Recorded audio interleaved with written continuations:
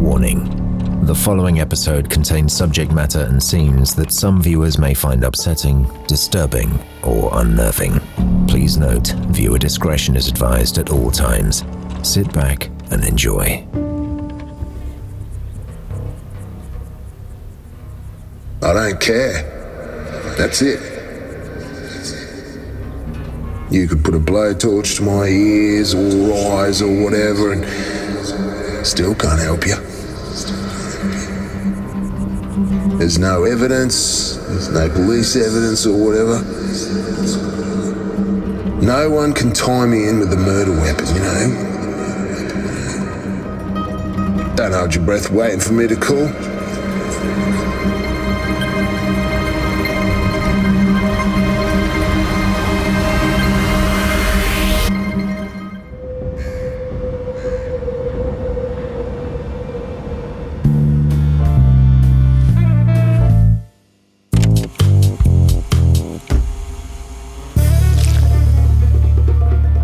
Welcome to I Could Murder a Podcast. It's series 6, episode number 2, and we are here in Boston Sound with a brand new case for you.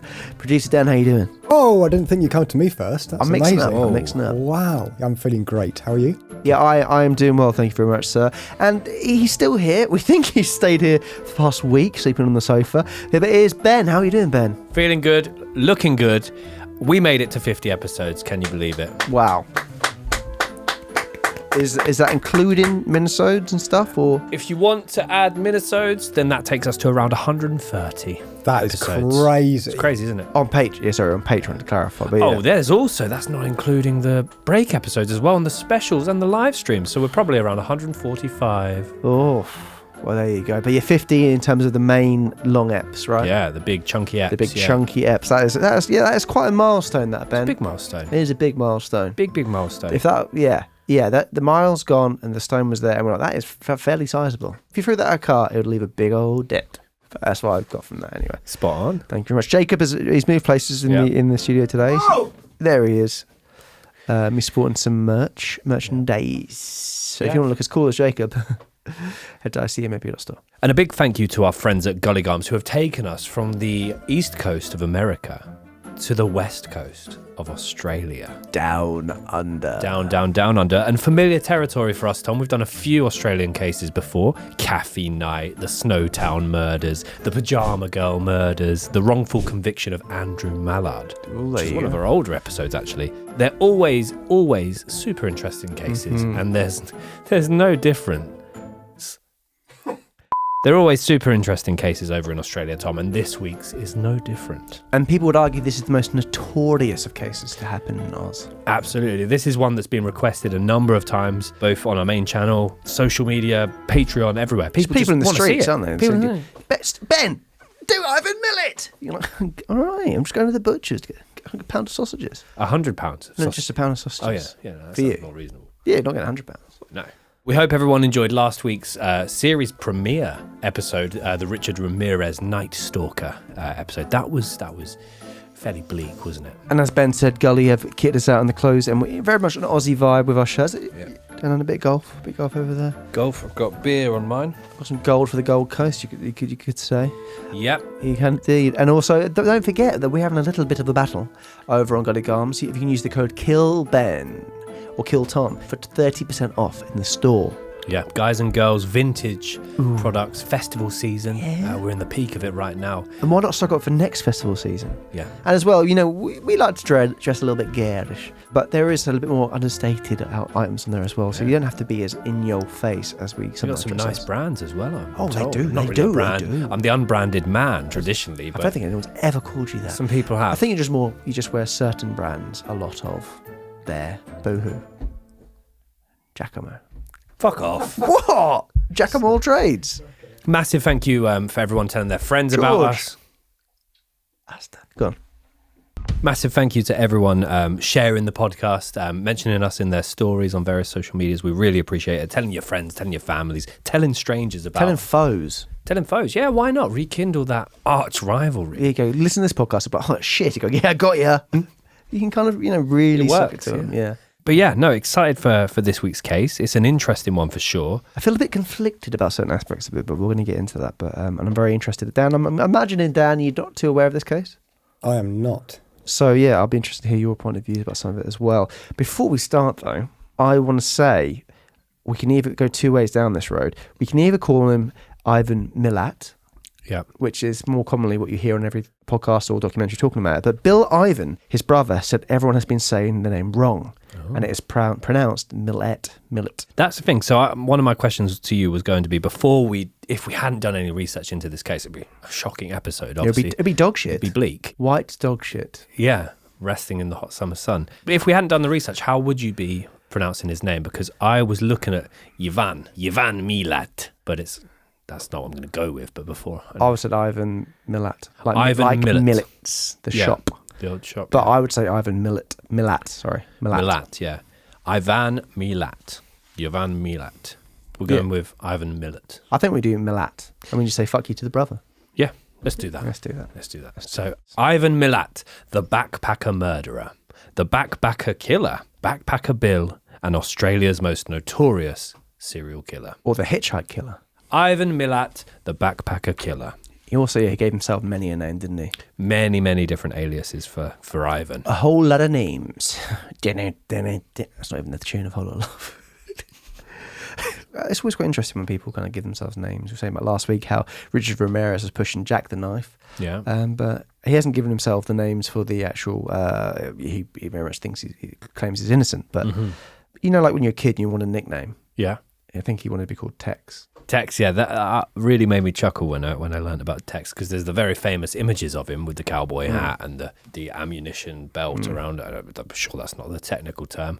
Ammunition belt sounds pretty good, but yeah, that image combined with the fact that he would prefer to be referred to as Tex. Reminded me of Texas Pete from Super Ted. Oh, it reminded me of Michael's friend in Alan Partridge, the guy that I believe also goes by Tex. Oh, so just the guy's name, the same as that, yeah. Yeah. Okay. Yeah, he gave himself the name Tex, but we're going to go into the childhood of Tex, aka Ivan Milat, and we're going to see what formed this man to be Australia's most notorious killer. But before we jump into this week's case, we wanted to say a big thank you to this week's episode sponsor, our good friends Manscaped. Now, we all know in the UK it has been particularly hot. The heats are rising and the sweat is building up in your pants, eh, Ben? I think collectively all of our pants have been, but particularly really muggy. I feel like the whole population were affected, not just me. Okay. Any tips? What has Manscaped armed you with in order to help the sweat down? The stink. Karen. Not the stink. Okay, sorry, the sweat. Thank you. Which is usually accompanied by stink. No, the weird thing about me, Tom, is my sweat is completely odourless. You say that about your farts and they do stink. Karen. Anyway, your pants are they're odorless. It's pretty good thing. Yeah. Really skinny dick.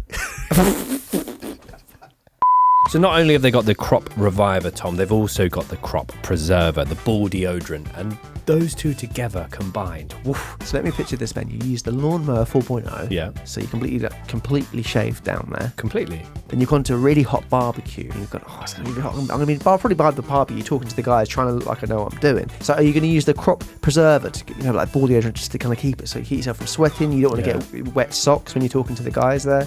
So don't usually wear socks, to be honest. Oh, okay. But still. Yeah, it's not a puddle. Yeah, well, exactly. Yeah. So you're using that, so you're feeling fresh, you're feeling ready, feeling confident. Mingle, ready to mingle, talk to the crowd. People go, the crowd? What's that smell? It's only the crop reviver. It's Ben's balls, ladies and gentlemen. Smelling better than ever. And not only that, but they are well packaged in the Manscaped 2.0 premium boxes, Tom. We've talked about the regular Manscaped boxes, best boxes we thought ever made, until they came out with the 2.0. Gold-lined penis pouch. There you go. Royal jewels. The family jewels. Yeah. Some people call them, but yeah. I call them royal. Yeah, don't know why they're royal. Oh, maybe because Prince Andrew. So why not head over to manscaped.com and use our code ICMAP for 20% off and free shipping. Free shipping. Get ready for a barbecue, get ready for a festival, get ready to go to the beach. Because it's going to be a lovely summer. Why not feel lovely down there? Not only will you be helping yourself and helping your bulls, you'll also be helping your good friends Tom, Ben and Dan over at Like a Murderer podcast. And Jacob, that guy missed out on the deal. And look what happened to him. I'm not saying that I'm going to, but maybe... Don't rule out. Click the link. if you hear some like sounds of wet footsteps coming through your house from sweaty balls. No, not sweaty. Oh, not anymore. Well preserved. Because of Manscaped, you can creep into people's houses. That's what we're saying. Use our code ICMAP at manscaped.com. Thank you, guys. And back to the case. So Ivan Robert Marco Milat was born on the 27th of December 1944 in Guildford, New South Wales, Australia. So a few things off the bat, Tom. I did promise a history lesson last week in this week's episode. Here it is. Ben Carter's interesting facts. Interesting facts. I don't know. Interesting facts. Guildford is the home of the first ever KFC in Australia. Wow. Yeah. Guildford is not the only Guildford in Australia. Get out of town. There's two of them. And there, two of them out of town, yeah. One in New South Wales and one Guildford over in Western Australia. Whoa. Imagine that. I'm really hoping people are still pursuing with this podcast. Well, in terms of the history, here we go. Ivan was a World War II baby. Okay, baby. What else? And on the day he was born, December 27th, 1944, which was a Wednesday, by the way, the siege of Bastogne ended with American victory. That famous German submarine was sunk. So you changed it from interesting facts to history lesson because this was particularly dry. Well, it was very wet in the ocean when the depth charge was planted. Okay, Ben, thanks for that. No I thought it'd probably be more about Guildford, then you kind of went on a bit of a tangent. Not really. There's two of them. Gave you that, and there's and it's the first ever KFC in Australia. What are people going to do with that information? Tell the friends. Guys, you got to listen to this podcast. I quite enjoyed the KFC fact, to be fair. Thanks, Dan. Quite enjoyed it. That's fine. I'll take that. Think looking okay. Ivan was the fifth of 14 children belonging to Stephen Marco Milat and Margaret Elizabeth Piddleston. The word Piddleston it's a nice word, isn't it? Yeah. I'm just going to take a trip to Piddleston. I won't be too ticks. It is nice. Turns out I went to Shitterston. No. Plopston. Stephen was Yugoslavian born and had lived on the northern Croatian islands for most of his life, but had immigrated to Australia during his late 20s. He later met and married Margaret when she was just 16 years old and Stephen was 34.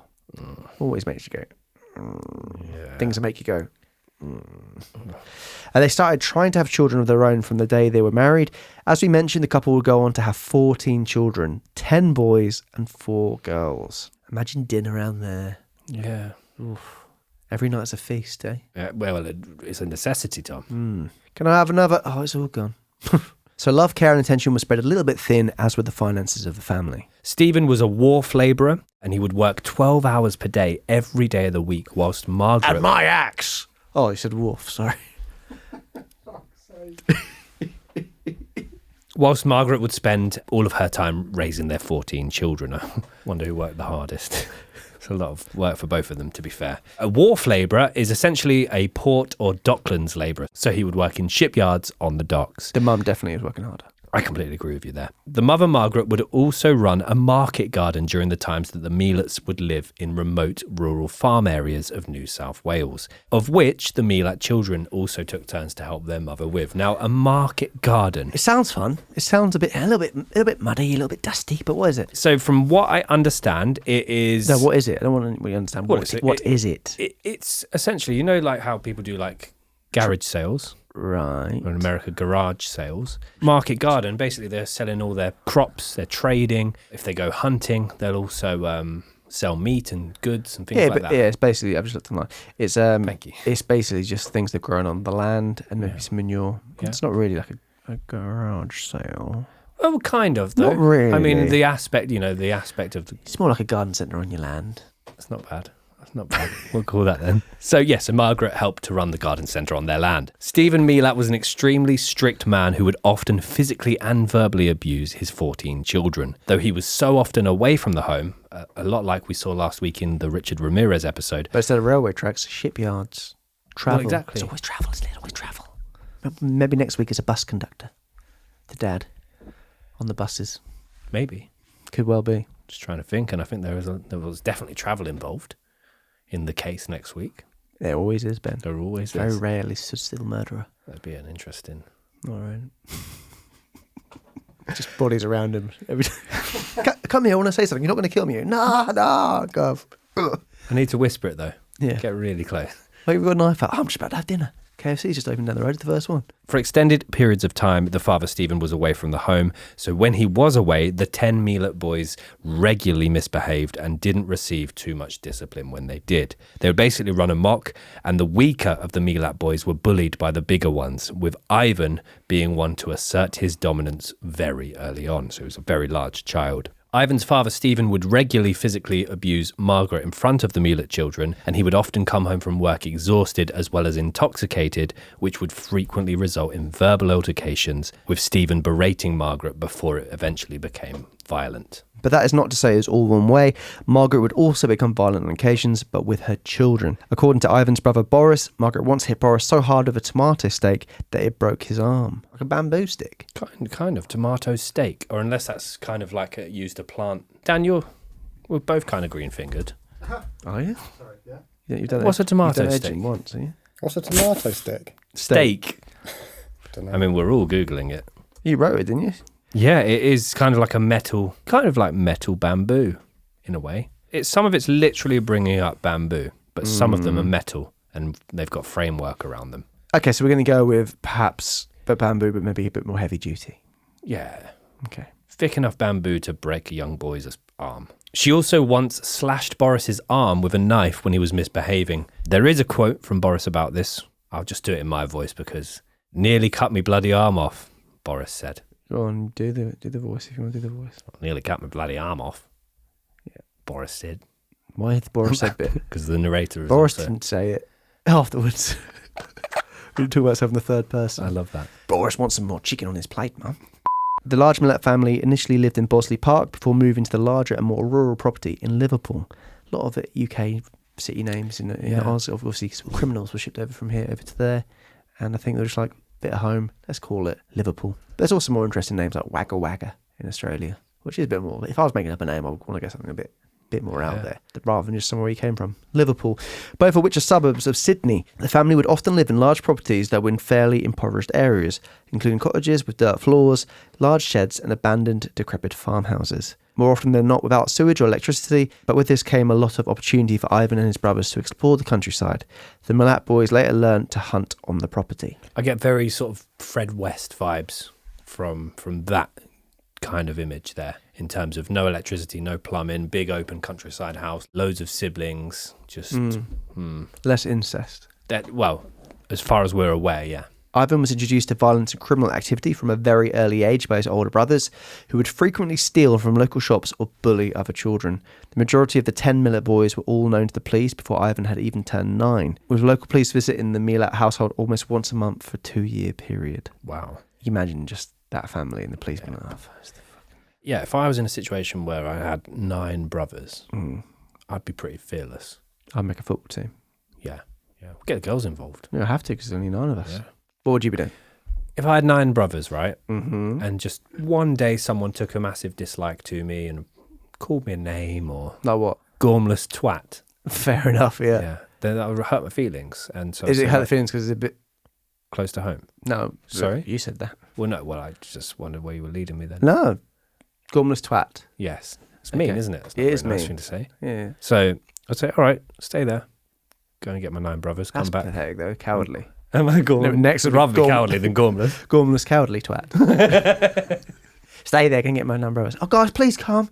Not only were the Milat children exposed to violence from a very early age, but they also grew up in an environment where knives and guns were used as toys. They would often play shooting games with each other in the back garden and were encouraged to do so by their parents, with Ivan and his brothers making gun ranges, which I think sounds quite cool. Get a few tin cans, pop, pop, pop, smash, smash, smash. They also pretended to be in the Wild West, and the theme of being a gang of outlaws was something that Ivan regarded, and maybe this is where Tex comes into it slightly, but he regarded that as a really enjoyable way of life. Yeah, I think they kind of were the family of outlaws in terms of they weren't abiding by the law and the police were coming, they kind of probably saw themselves as that. I know the brothers also would very much have each other's backs and change names if police were coming, because often they look quite similar as well, Yes, so they'd change names and basically always give alibis to one another if they got in trouble as well. So I think it's just a very difficult family to deal with at the time. Just as Ivan became a teenager, his younger sister Margaret was struck by a car and Ivan was one of the first in the scene to try and save her. She collapsed, bloodied in his arms as he called for help.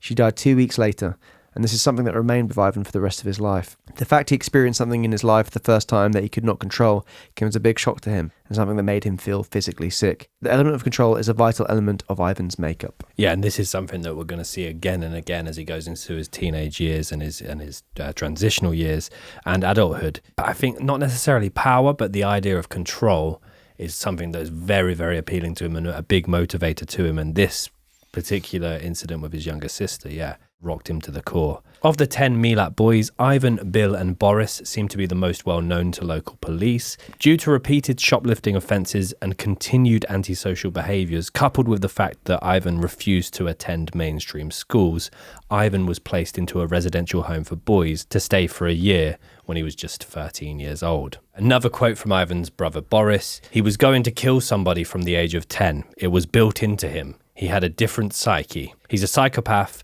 and it just manifested itself with, I can do anything, I can do anything. I knew he was on a one-way trip. I knew that it was just a matter of how long." So to acknowledge that, or to see that in your brother when he's 10, it's quite something, isn't it? Yeah.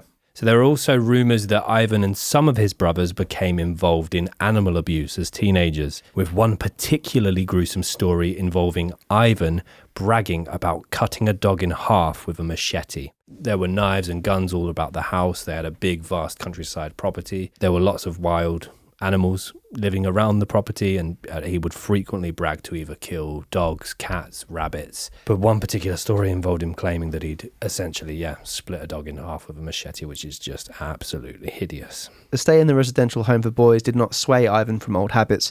During his mid-teens, he would continue to steal from shops, but he would now also break into homes in order to commit burglaries and petty thefts. Ivan became obsessed with his image, looking smart, dressing sharp, and ensuring that he always presented himself. This made him stand out compared to the rest of his siblings. He also refused to touch alcohol as he felt like he couldn't control himself if he did. So as he grew into his transitional years, he did appear to be quite different from the rest of the Milat children. That's interesting because obviously his dad being very reliant and wanted always to be in control of himself as well. Yeah, that's a theme that's going to stay with him for the remainder of this case. When Ivan turned 16, he got a job working for Peter Cantrella Fruit and Veg. Peter, who owned the company, really took to young Ivan. He regarded him as an exceptional worker and someone that would work flexibly and long hours throughout the day. After working for Peter for just 12 months, Ivan asked Peter for a loan in order to buy a car. And without hesitation, Peter loaned him the money and countersigned on a loan agreement that will allow Ivan to make the purchase of this vehicle. Once Peter did that, he pretty much never saw Ivan again. And when he then went to approach the Milat family to try and get his money back, because obviously he was left paying off this loan, Ivan and his brothers Michael, Bill and Boris began to try and intimidate Peter and his wife by throwing rocks at their building, turning up outside their shop late at night. And this eventually resulted in a fight between Peter and Ivan, with a much older Peter beating Ivan bloody and blue. At around the same time, and this I found really, really interesting because this takes quite a lot of nerve with someone in their sort of mid to late teens. Around the same time, Ivan and a friend broke into an army barracks to try and steal a safe. But when they were in the middle of trying to do this, they had to flee the scene due to soldiers returning to the property. But again, even to think of, I'm going to go into an army barracks and steal a safe. I wouldn't be thinking, there's going to be a lot of money in that. And also, that's a really risky place to go if you're trying to upset anyone. Their job is literally to protect, so yeah. Ivan was placed into a juvenile facility when he was 17 as a result of being arrested for stealing. Another incident had taken place at this time that Ivan somehow was able to avoid the blame for. Ivan had accidentally shot a taxi driver with his rifle during an attempted robbery, but the driver survived the incident and misidentified the attacker with an innocent passerby, Alan Dillon, who ended up serving 5 years in a prison for a crime he did not commit. So after serving this time in the juvenile facility, this again didn't sway Ivan's behaviour. If anything, they continued to worsen. And just 2 years later, when Ivan was 19, he broke into a shop during the middle of the night and stole food, alcohol and some money, and then left the premises. Why is he stealing alcohol then? Could be from his other brothers, maybe. So when Ivan turned 20, he was arrested for a break-in and entry, which resulted in an 18-month sentence. And just a month after serving his sentence, he was arrested once again, this time for stealing a car. For someone that likes to be in control and from the outside is a bit of a leader of his siblings, he seems to get rearrested very, very quickly. He seems to constantly be in and out, which would kind of says to me he's not a good thief. Yeah, and he's not learning his lesson at the same time. I mean, from his late teens, he spends more time in prison than he does outside of prison, which is, As a result of Ivan continuing to commit low-level crimes throughout his teenage years, he was sentenced to complete 2 years of hard labour. And just 1 month after he finished his 2 years of hard labour, he was sentenced to serve an additional 3 years in prison for the theft of a car. One thing I did was, we've not done too many cases where the criminal has ended up having to serve hard labour. In fact, I think this might be the first one we've done.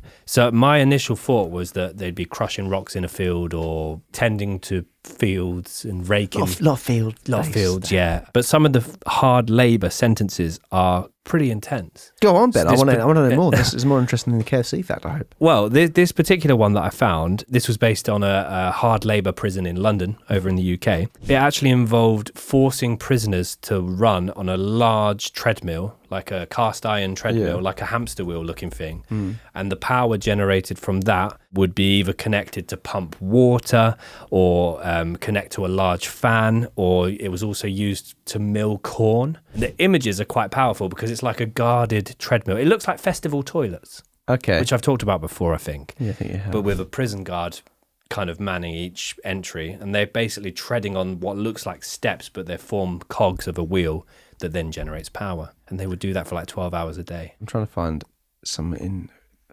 Oz, what they did. I mean, it could be the crushing rocks in a field, because that's also hard labour. It could be holes, just digging loads and loads of holes. Could be just digging loads of holes, yeah. Culverts. Ivan's behaviour continued to escalate and his crime started to become more sinister in 1971, when Ivan was 27.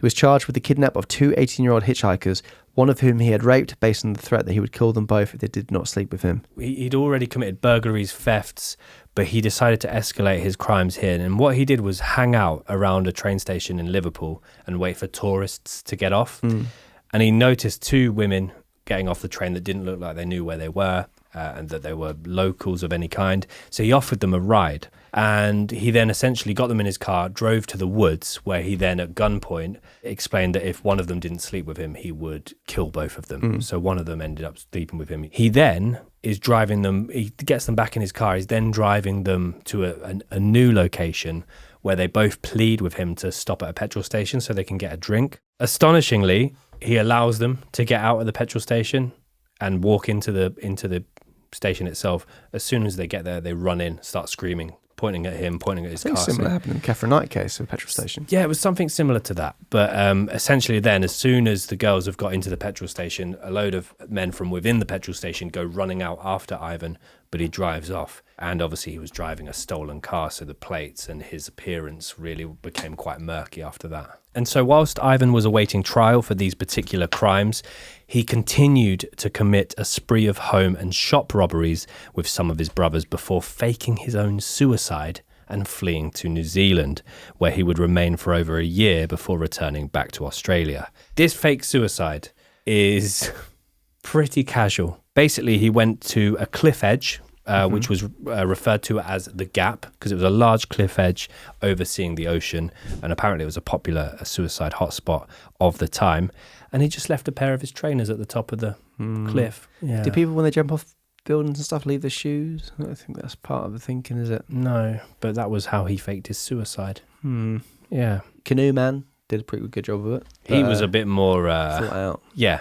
Ivan was arrested again in 1974, but the robbery, rape and kidnap cases against him failed at trial and he was acquitted. A lot of this came down to the work completed by the Milat family's lawyer, John Marsden, who's a very famous Australian lawyer, notable for forming part of the Saddam Hussein's defence team when he was captured. And Mr. Marsden will come up numerous times in this week's episode. And in the following year, 1975, whilst working as a truck driver for the Roads and Traffic Authority, Ivan, who was 31 at the time, met a woman named Karen, who then, aged just 16, like his mother Margaret, was pregnant with his cousin's child. Despite the fact that Karen had conceived a baby with his cousin, Ivan proposed to her. Yeah. That is messy, isn't it? And there's a few other things that go on, and that's why the Milat waters are a little bit murky the more you look into it. But basically, this woman was pregnant with his cousin's baby. They were still together, but he kind of just went, "You're with me now." And they end up getting married. No Milat family members attended the wedding when him and Karen got married. And he went on to treat their son, who they named Jason, as if it was his own child. So again, control. He's just kind of Very bizarre. Yeah, really, really, really strange. And according to Karen, the pair would later divorce, but according to Karen, Ivan was said to have been incredibly domineering and very quick to aggression due to issues with jealousy and control. The couple married in 1983, but she left him just 4 years later in 1987 due to increased cases of domestic violence. They would later divorce in July of 1989. That's just a month before you were born. Thanks, man. Thanks. As I mentioned, it does get very murky very quickly when looking into the Milat family and various relationships that took place. Ivan's relationship with Karen wasn't actually the first woman close to the family that he had become romantically involved with. Ivan would later go on to have a daughter, Lenice, whose mother was actually Boris's wife. Ivan had been having an 11-year affair with her behind his brother's back. Yeah. I want to say it's not. This is kind of glamorizing his behavior, but it's a very alpha set of moves that he does, and immoral alpha moves. It's as if he's kind of the most domineering top brother. dog. The top, yeah, there you go. Yeah, thank you. So Ivan's house was absolutely spotless. He never drank, he never smoked. His garden was looked after meticulously. He had a hobby of building model planes and trucks and painting them camouflage. He would then go on to paint his guns in a camouflage fashion. I think he had ideas of grandeur in terms of him thinking that he's an army kind of top dog, kind of hunter. Yes, yeah. Well, he even ran his house and his garden in kind of like a military fashion. Like I imagine every square inch of grass was cut perfectly. No white dog shit on it. No, absolutely no sun-dried white dog shit, no. As an adult, Ivan would dress up like a cowboy, wear a sheriff's badge, and call himself Tex. A sheriff's badge, and that is literally a 9-year-old. Yes, yeah. He took his guns everywhere, including places they were not necessary, like a family barbecue, work, or the post office. Yeah, very, very big into his guns, and some of the photos of him with guns, like they're quite elaborate looking guns as well. Like one of Phil's excellent animations shows this, but it looks like he's holding and I'm not a gun guy, as we've said, he looks like he's holding a rifle bazooka. A rifle bazooka. Yeah, that's what I'd call it. So Ivan has now gone through a bitter breakdown of his marriage, as well as experiencing another issue that was beyond his control. He decides that his next partners will not be able to escape his control. And with many years of working as a trucker for the Roads and Traffic Authority, Ivan hatches a plan that would remove at the time the belief that Australia was a safe and harmless tourist destination for backpackers. It is here that we now move into our timeline.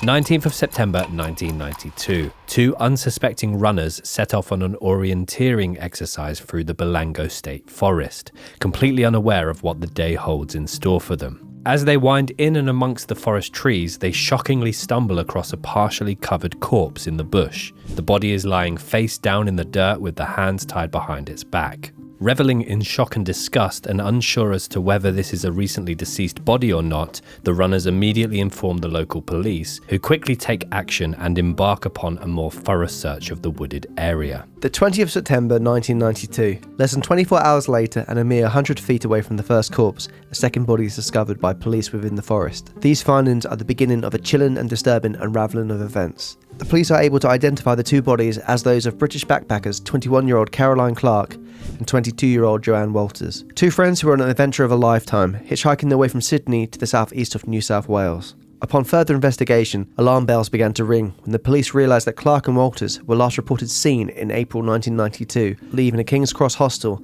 5 months prior to the discovery of their bodies. A forensic examination of the 2 dead females confirmed that these were brutal and hateful killings. Joanne Walters had been repeatedly stabbed in the chest, neck and back.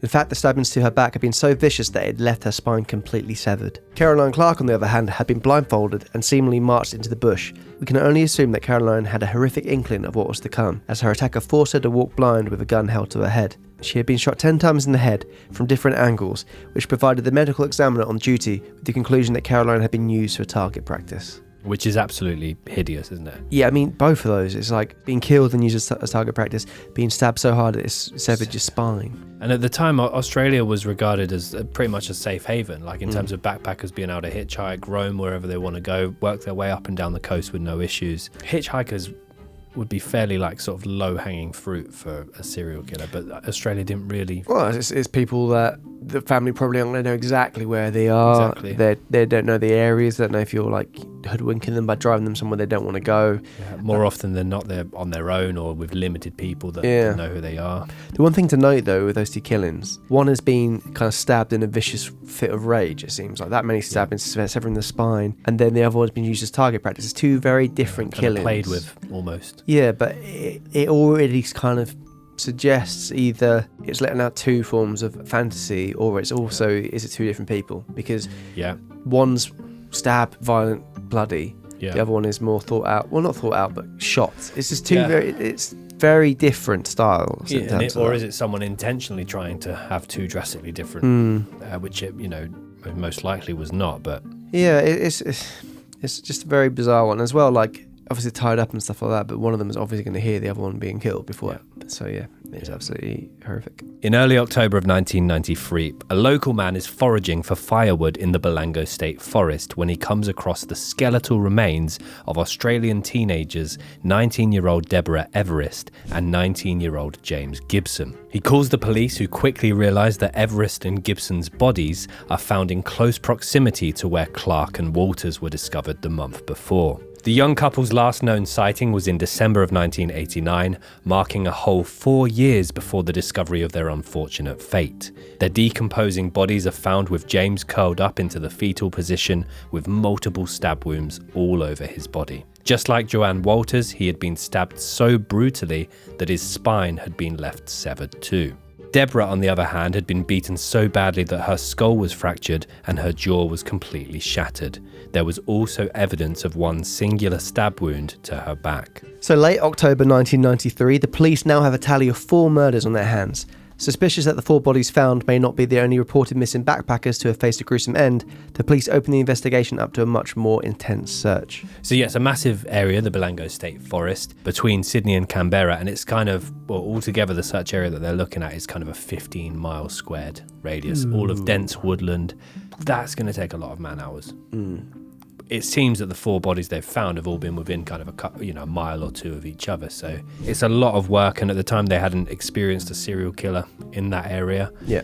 So this is all new to them as well. The bodies seem to be lazily left there as well. They've not been not exactly hidden. Well, considering one of them had been there for 2 of them had been there for 4 years as well and not been found. Yeah, big operation from the police. Less than a month later, in early November of 1993, the police make another grisly discovery in the Balango State Forest as part of their investigation. This time, the discovery is a single body, and it belongs to that of 21-year-old experienced German traveller Simone Schmidl, who had been on a solo adventure travelling around Australia. Just like Joanne Walters and James Gibson, Simone was found punctured with stab wounds and a fatally severed spine. She was reportedly last seen in January of 1991.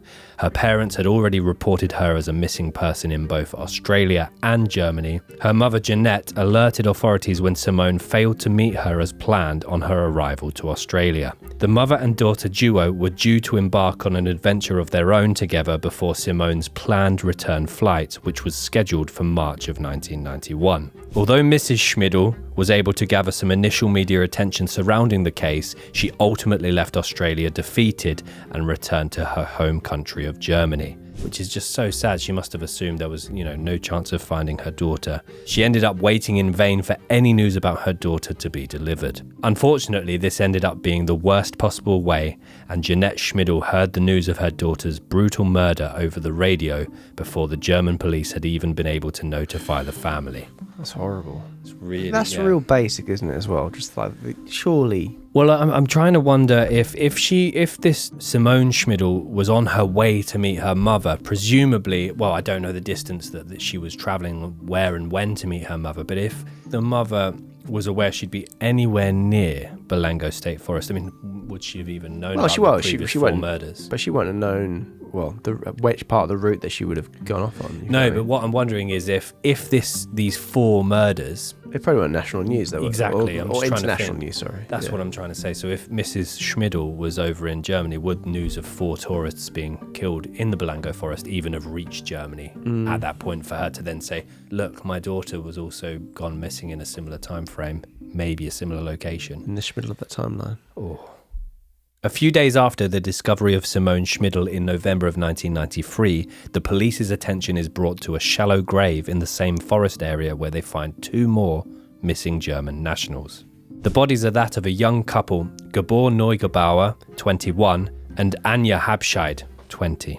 Police identify the killings to the same perpetrator, as the same copycat manner of stab wound to sever the spine had been inflicted upon Gabor. Gabor has also suffered multiple bullet wounds to the head. Anja's killing is probably the most inhumane murder in this particular case, as she was found completely decapitated and her skull was sadly never recovered. Gabor and Anja were last seen on Boxing Day of 1991, when they left a Sydney hostel with the intention of travelling on to Darwin before heading back home to Europe. Their families reported them missing 2 years prior to their bodies being found.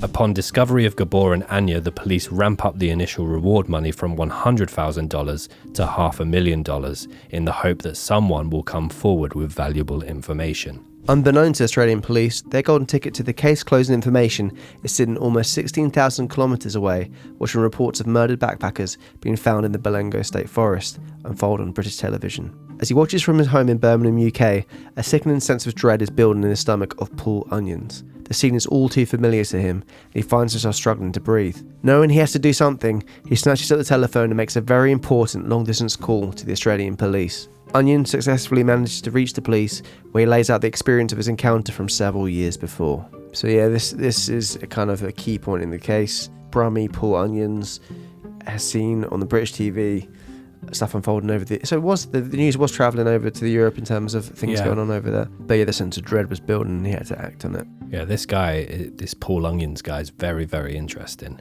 He's quite laid back, I feel, considering the experience that he's gone through. January 1990, Paul details how he had been travelling along Hume Highway from Liverpool, Australia back in January 1990 when he accepted a ride from a seemingly friendly moustache guy called Bill.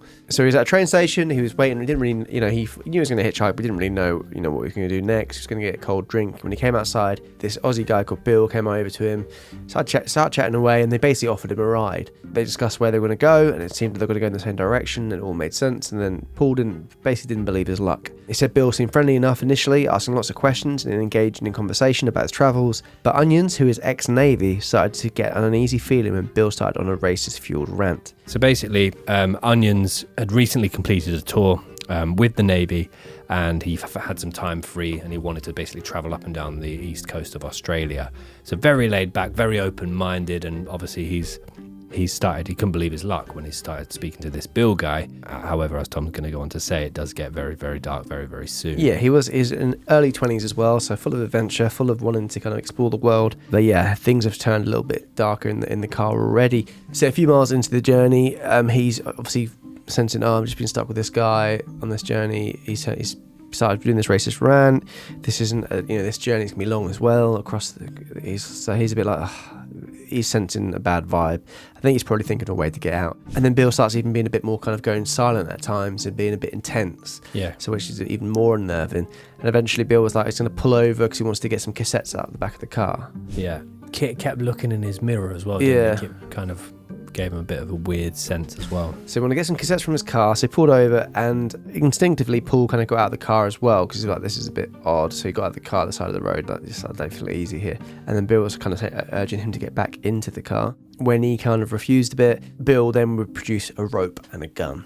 Apparently, when Paul saw the gun, he was obviously a bit shocked, but when he saw the rope, he became a lot more scared, a lot more agitated, because I think he knew, I don't know, things in his mind of if he's tied up, and he's like, he basically had some bad imagery in his mind and immediately come there. So Bill told him this is a robbery. So thinking to himself, Paul thought, this is it, run or die. And Paul says he seized on the first opportunity he got and jumped out the car and literally ran for his life. He explains how Bill's fire shot after him as he fled, but Paul Onions luckily managed to avoid being hit. So apparently it's a good technique, and he learned this in the army. If you're being shot at, is to run in zigzags. We've spoken about this before, haven't we? Zigzags, like you're playing Call of Duty and you don't want to be shot. Yeah. You run in zigzags, but I would have thought, I guess you do the zigs and the zags different length if you're just doing a steady. Yeah, so he managed to kind of just escape. He describes how he managed to make his way back to the main road, where he flagged down a local woman, Joanne Berry, who upon seeing the fear in his face put her foot down and drove them to a nearby police station where they filed a report on the incident. Unfortunately, the police did not take the report seriously and no further action was pursued on the matter. I mean, because he's given the name Bill, and no doubt it was a stolen car, you would have thought, Ivan's history. But yeah, very close call there. And I think Paul actually carried on his holiday. He did, but he struggled to kind of get over it. He didn't eat much. He was kind of a bit like always on edge. So he left his backpack, which included his passport, loads of personal information, in Bill's car. So yeah, I can't imagine having that interaction and then knowing that guy has all of your personal details, still got the backpack. That would be very annoying. And apparently when this Joanne Berry was driving off, they drove past Bill, who was smirking at the car. Yeah, that is scary stuff. Fast forward 4 years later, and the police are now keen to speak with Paul Onions and to take his report much more seriously, especially as they now have an idea of who this Bill might be, thanks to various local tip-offs. Paul Onions is flown to Australia and upon being shown a number of photographs, selects Ivan Milat from the photo lineup with ease.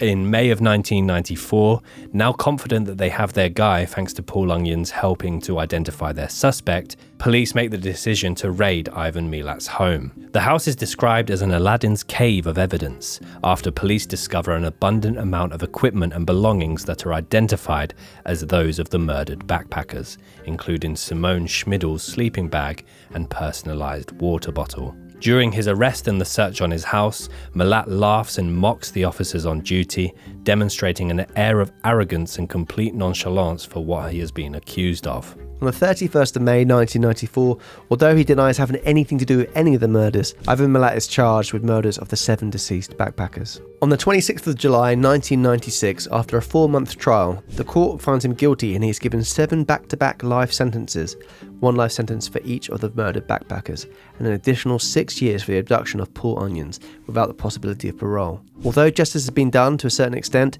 police still suspect there may be further bodies undiscovered, relating to several other missing backpacker cases. Unfortunately, they are never able to know, as Milat continued to maintain his innocence for the rest of his life. He spends 20 years in jail before dying from cancer of the esophagus and stomach in October 2019, aged 74. When he was dying, they knew he was going to die and pass soon. They did kind of speak to him and interview him. There's some clips of that. They asked him questions, just trying to see if he could if there was any more evidence out there, if other people helped him. He would go on to say the chilling quote to the police: "You could put a blowtorch to my ears, eyes, or whatever, and I still can't help you." But he was kind of maintaining that it was more of a case he couldn't help them because he didn't know. He didn't know any of this because he was still innocent. A lot to kind of unpack as well in terms of the brothers, because there's lots of theories out there about the brothers being involved. Because when they found the evidence, they found belongings at Milat's house. They also found some belongings at some of the brothers' houses, which... They'd often stay with one another as well, wouldn't they? They'd live in each other's houses for different periods of times. Thick as thieves, as they say. So I've been watching a lot of 60 Minutes Australia programme on YouTube recently. You bloody love that show. I do bloody love that show, and I think the presenter's really good, and they just don't skirt around the issues, Ben. They just go straight into it. Whereas I think Trevor McDonald is horrible at true crime. So they interview Bill and Richard, and Bill, they found a tent and a sleeping bag of one of the victims at his house, and they kind of really push him on that, asking him, why it's there, and he says, "I don't know. I can't give you an answer," which is... Yeah. That is in itself. He's trying to say the police planted it, and he's just saying all these words. He does a really weird thing where he basically says to the interviewer, going, "Oh, have you never lied on this? Have you never done this?" And the guy's like, "No," and then he just kind of backtracks on his point. Really odd. And Richard had also been quoted as saying, someone before that, he said, "Stabbing a woman is like cutting a loaf of bread," as well as there are more bodies out there. He basically didn't completely deny that he said that before. He just said that I don't remember saying it. He just comes across very shifty. We'll play a little bit of it here.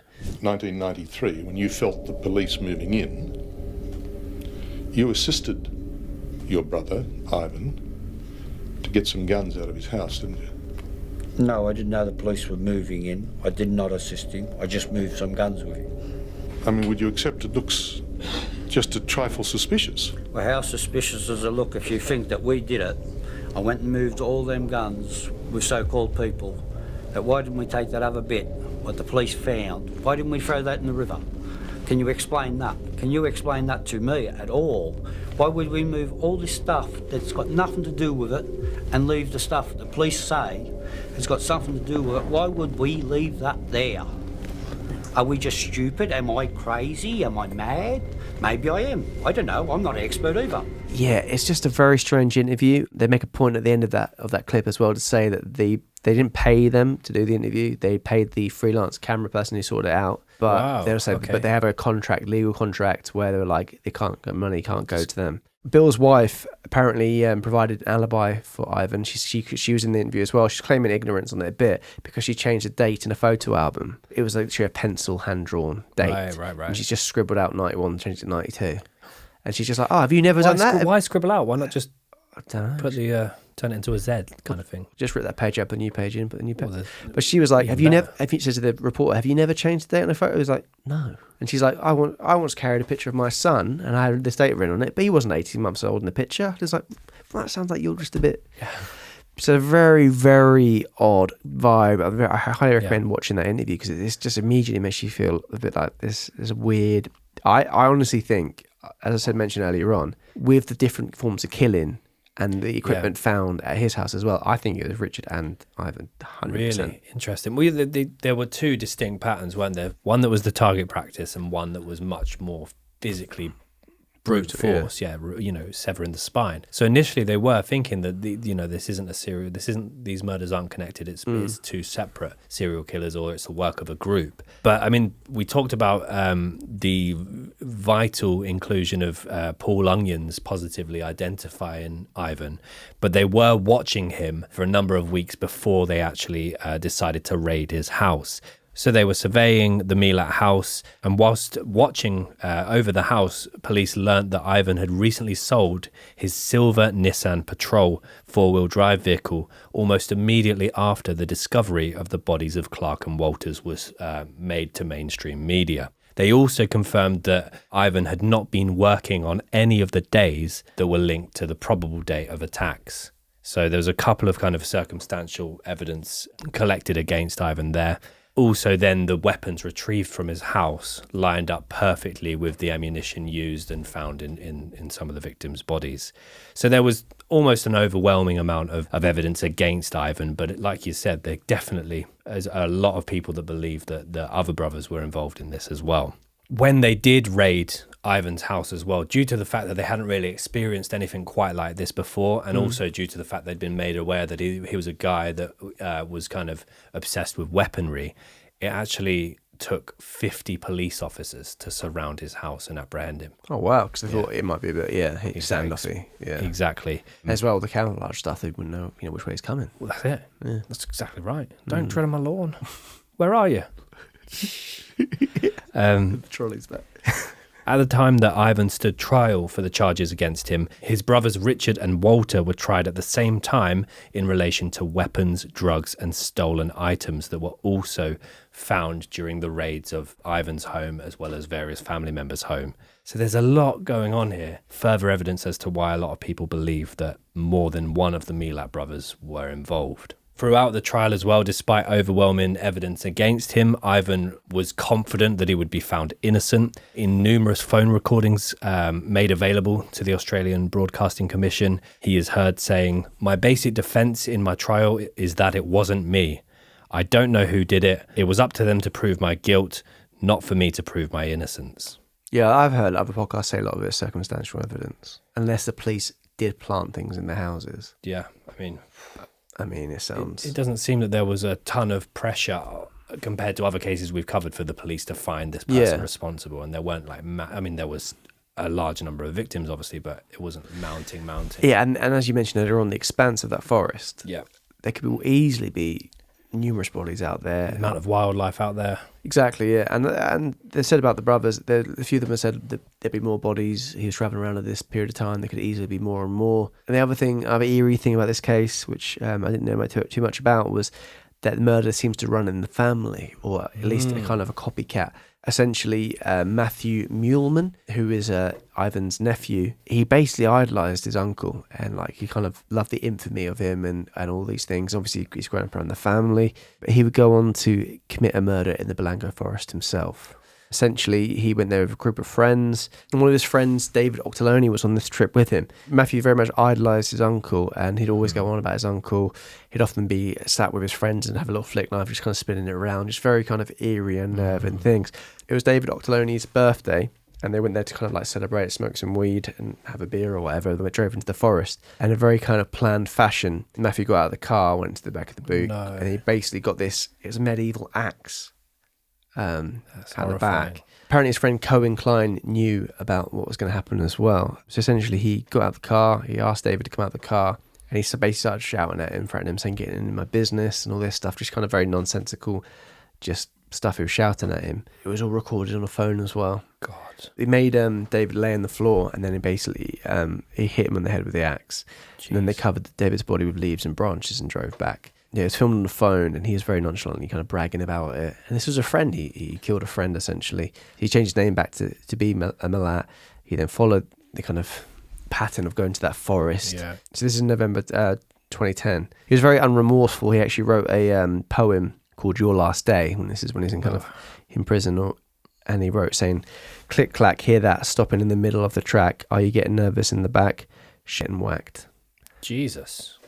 Yeah, so it goes on and on. It's just, it's completely unapologetic. Yeah. It seems a completely senseless murder. That's of one of his friends. Yeah.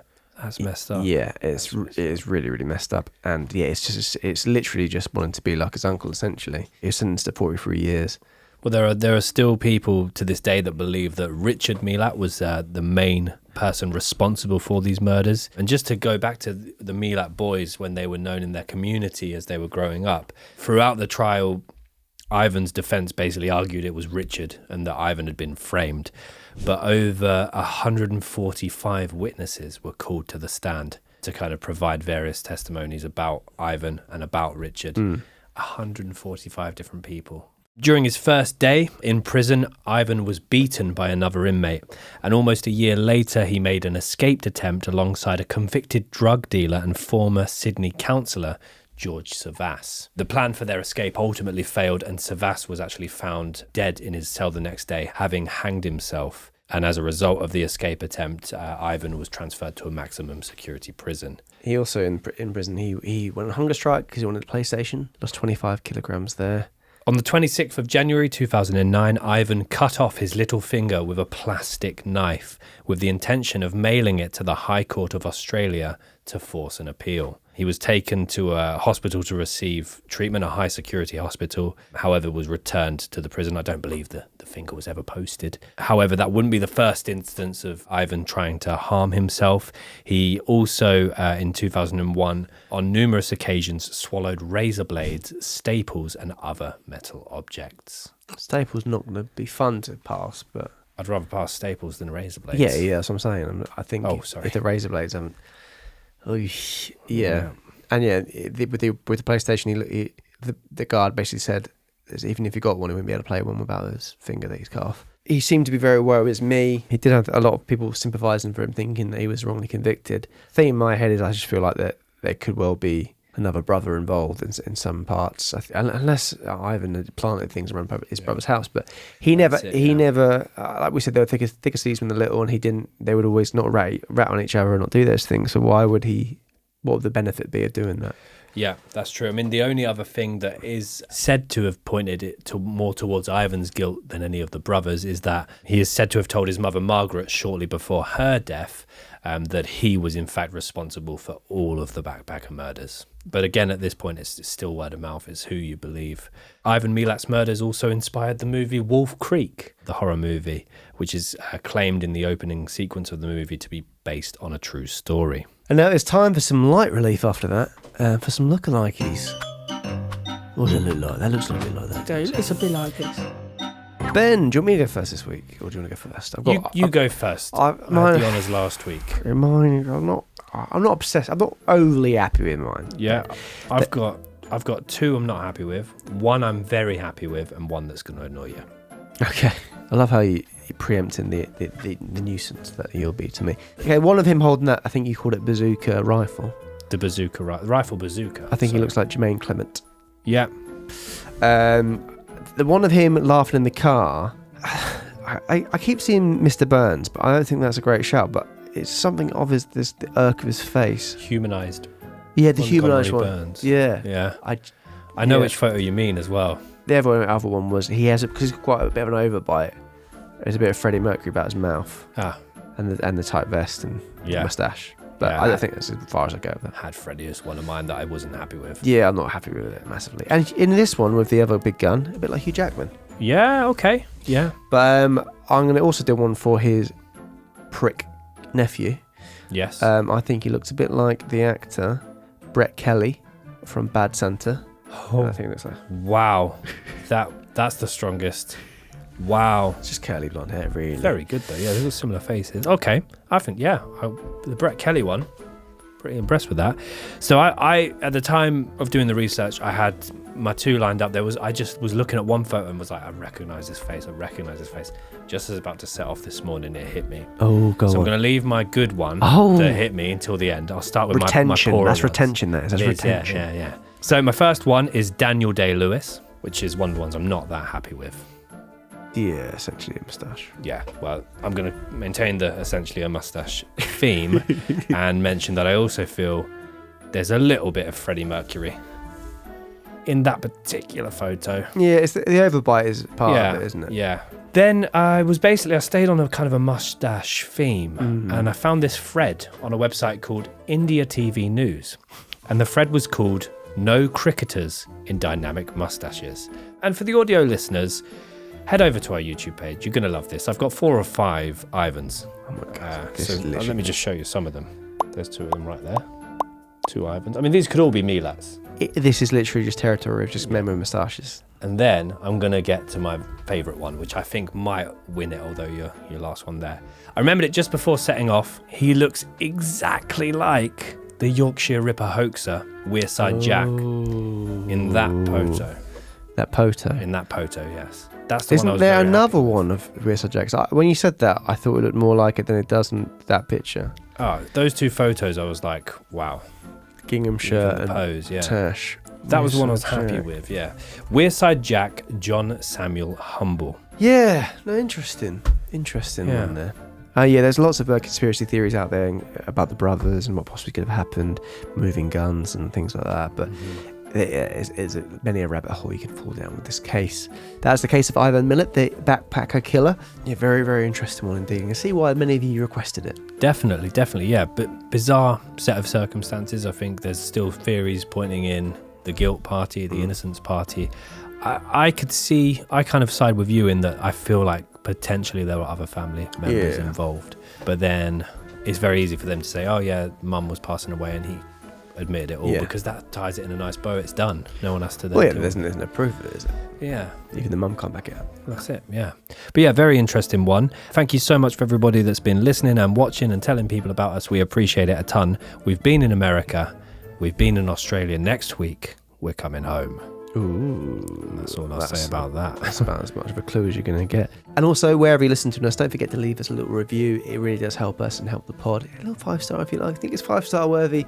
It would be very much appreciated. And if you're watching us on YouTube, why don't you give us a little like and a little comment? Yeah, We'll have mean a lot. A little bit of a chat. Yeah, we're pretty good at replying and liking things on there. We also, if you're interested, have various social medias: Instagram, Facebook, Twitter, TikTok.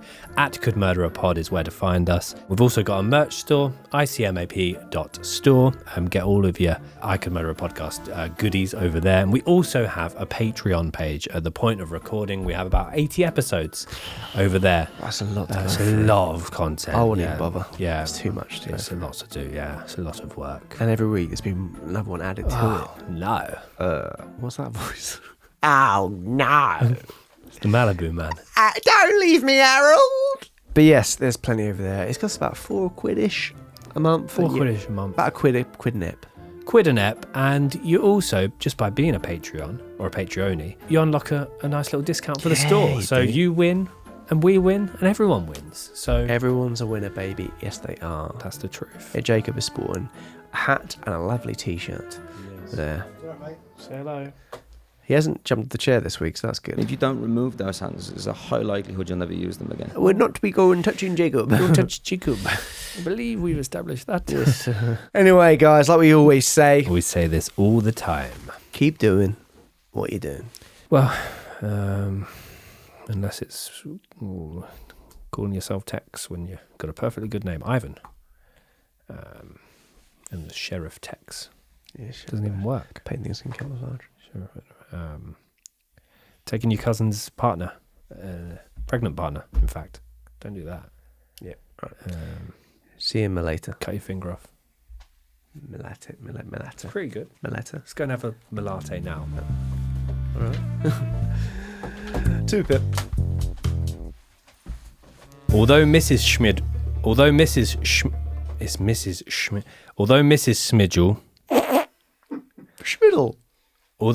Smidgel was able to gather more. You changed it. Schmiddle. Although Mrs. Schmidt,